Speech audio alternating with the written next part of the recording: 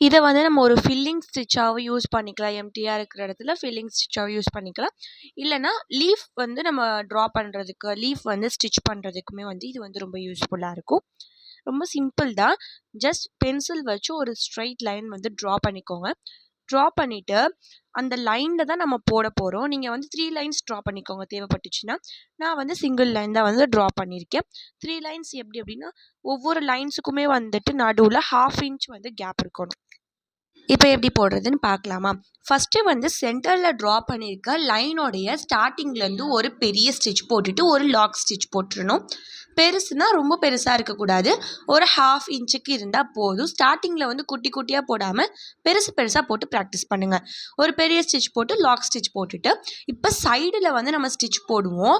எப்படின்னா first right சைடில் வந்துட்டு ஒரு 1/2 இன்ச்சுக்கு ஒரு ஸ்டிச் போட்டுட்டு அந்த நூலை வந்துட்டு நம்ம பேக் இழுத்து சென்டர் லைன் கொண்டு வந்துட்டு ஒரு லாக் ஸ்டிச், மறுபடியும் லெஃப்ட் சைடில் வந்துட்டு கொண்டு போயிட்டு அந்த நூலை வந்து பேக் சென்டர் லைனுக்கு இழுக்கணும்.